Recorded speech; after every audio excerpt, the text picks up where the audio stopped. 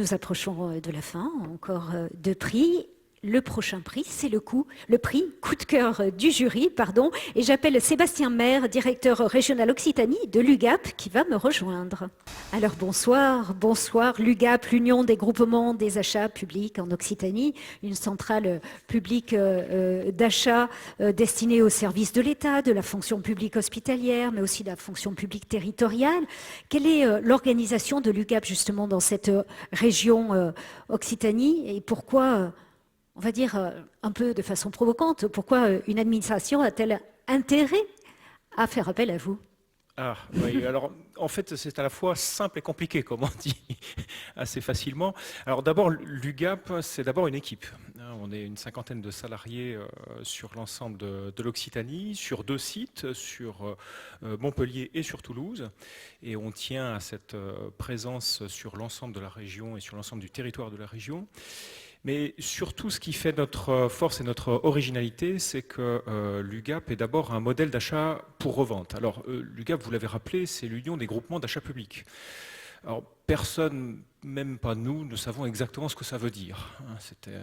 Mais cet acronyme est devenu, au fur et à mesure des décennies, puisque nous avons été créés en 1968, donc c'est l'autre révolution de cette fameuse année-là, un peu plus silencieuse. Et donc, depuis ce moment-là, l'UGAP, c'est une marque qui signifie pour une administration de pouvoir acheter ses fournitures et services, tous ses achats courants, de pouvoir les acheter sans autre formalité qu'un simple bon d'achat, qu'un simple bon de commande, donc sans marché public, sans appel d'offres ou sans MAPA, selon l'acronyme, là encore une fois, consacré. Donc ça, c'est quelque chose de très intéressant pour une administration, et vous l'avez rappelé, c'est peut-être une administration d'État, une administration locale, ou alors un hôpital public. Et le deuxième avantage que l'on propose également, c'est que nous sommes donc en tant que centrale d'achat public, donc un grossiste, et nous revendons au détail au prix du gros. Donc il y a une massification économique qui permet donc à l'administration d'avoir des économies d'échelle très conséquentes parfois. Pour l'entreprise, l'avantage, c'est qu'elle peut s'appuyer sur nous en tant qu'intermédiaire entre deux mondes. Et on sait que parfois le monde public est très compliqué à pénétrer pour une entreprise. Nous jouons ici un rôle un peu de tiers de confiance. Une entreprise référencée à l'UGAP, ça lui offre le marché France entière, accès donc à la commande publique. Et puis nous participons avec les équipes dont j'ai parlé, ici en Occitanie, donc au développement commercial. Et puis vous accompagnez donc très concrètement les collectivités dans leurs projets d'achat et plus largement dans la mise en œuvre aussi de leur politique publique. Oui, alors c'est une thématique qui est centrale, bien évidemment, pour les acheteurs publics aujourd'hui. Comment mettre en place, via l'achat public, donc l'ensemble des politiques publiques, toutes les injonctions diverses et multiples auxquelles elles doivent faire face aujourd'hui. C'est le cas aussi pour les entreprises qui travaillent avec les administrations. Alors, la première des politiques publiques, bien sûr, c'est la performance achat. Ça, c'est le cœur du sujet. Et c'est d'autant plus important aujourd'hui, en ces périodes de crise des matières premières, en ces périodes inflationnistes. Un achat public, pour un acheteur public, dans un hôpital, dans une collectivité, à l'État, c'est d'abord sécuriser ses approvisionnements. Et puis, si possible, donc avec des prix qui soient maîtrisés. Donc ça, c'est vraiment notre métier de base. Et puis, sur ce métier-là est intervenu, et ça je vais enfoncer une porte ouverte aujourd'hui, l'achat responsable, économiquement responsable, socialement responsable, écologiquement responsable. Et sur chacun de ces points-là, écologiquement responsable, nous devons d'offrir des produits innovants en matière écologique, des services également qui permettent à ces acheteurs publics donc d'accompagner la transition énergétique des bâtiments, des territoires. En matière sociale, tous nos marchés aujourd'hui sont en train d'être bouleversés pour intégrer donc des clauses d'insertion sociale donc conformes aux nouveaux dispositifs juridiques actuels. Donc cela veut dire qu'on va de plus en plus compter sur des entreprises qui vont avoir une force d'engagement sur ces thèmes-là.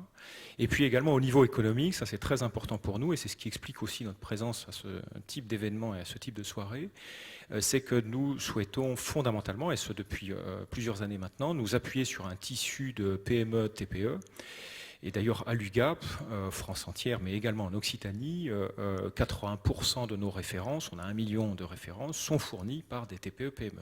Donc on est très fiers de pouvoir nous appuyer sur le tissu économique local. Et donc je fais une petite annonce, chaque fois qu'il y a une entreprise dont la solution pourrait intéresser un débouché public, nous sommes prêts à regarder et étudier cette solution pour voir si on peut la qualifier et la référencer chez nous et participer à son développement commercial France entière. Merci beaucoup pour ces explications. Alors je vais vous laisser ouvrir l'enveloppe et nous dire quel est le lauréat de ce prix coup de cœur du jury. Alors le master coup de cœur du jury est attribué à Nayo Technologies. Eh ben, c'est Flavien Roussel qui remonte. C'est parti, Flavien Roussel, 2e prix pour Nayo Technologies. Master coup de cœur du jury, Nayo Technologies. Créée en 2011, la société Nayo Technologies conçoit et commercialise des robots agricoles autonomes, électriques, guidés et sans supervision. Près de 250 robots ont été commercialisés à ce jour. À l'origine de la start-up, Aymeric Barthès et Gaëtan Séverac, ingénieurs spécialisés en robotique, ont réalisé les premiers prototypes grâce au crowdfunding. Depuis, d'autres levées de fonds auprès de financeurs institutionnels et de BPI France ont permis de financer leurs innovations. Avec plus de 70 salariés, des sous-traitants locaux, des distributeurs et des investisseurs qui sont autant de partenaires, Nayo Technologies est aujourd'hui leader de la robotique agricole.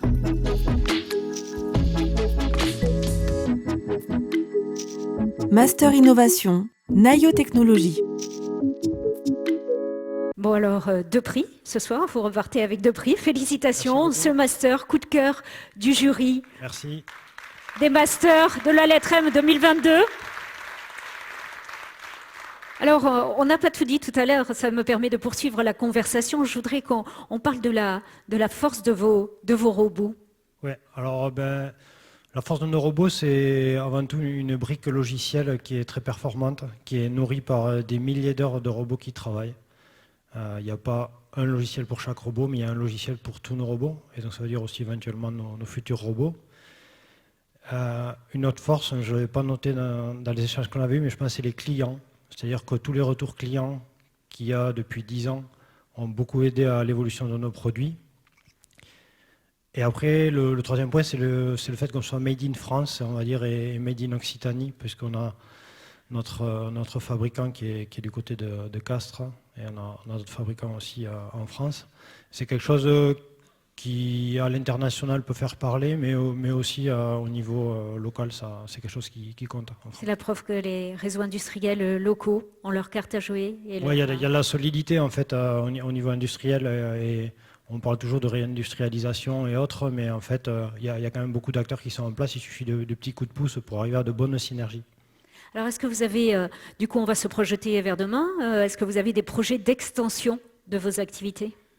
On a une forte demande qui est en train d'accélérer sur beaucoup de continents. Donc ça veut dire qu'il faut croître, ça veut dire qu'il faut embaucher davantage de personnes. Donc c'est bien que les entreprises puissent participer à la création d'emplois. C'est quoi, c'est en Europe ou c'est au-delà? C'est toute la planète, parce que l'Amérique du Nord en ce moment est en train de demander fortement, mais tous les continents, tous les salons qu'on fait, en fait, on a des demandes qui viennent d'un peu partout. L'Australie peut-être bientôt. Enfin, il y a beaucoup de demandes et il faut arriver à se structurer et à apporter un bon service et un bon suivi des robots. Alors j'en profite parce que vous êtes le leader mondial de la robotique agricole, un monde agricole qui est en pleine mutation sous la pression des consommateurs, sous la pression aussi des enjeux climatiques, on l'a beaucoup dit ce soir. À quoi elle ressemblera cette agriculture de demain pour vous? L'agriculture de demain, en fait, c'est une agriculture qui, grâce à l'innovation, va permettre de gommer des fois tous les effets un peu négatifs de l'héritage qu'on a pu garder. On travaille en 100% électrique pour des travaux qui le permettent, c'est-à-dire on peut travailler toute une journée avec un robot qui est électrique, ça suffit. Et en fait, on va aller de plus en plus vers de la finesse dans le travail. Le fait d'avoir des robots qui passent aussi dans les vignes ou dans les champs, c'est un moyen de capter davantage de données et d'arbitrer avec toujours plus de finesse, éventuellement pour d'autres travaux que les robots ne feront pas. Merci beaucoup et encore toutes nos félicitations. Nayo Technologies, 2 prix ce soir.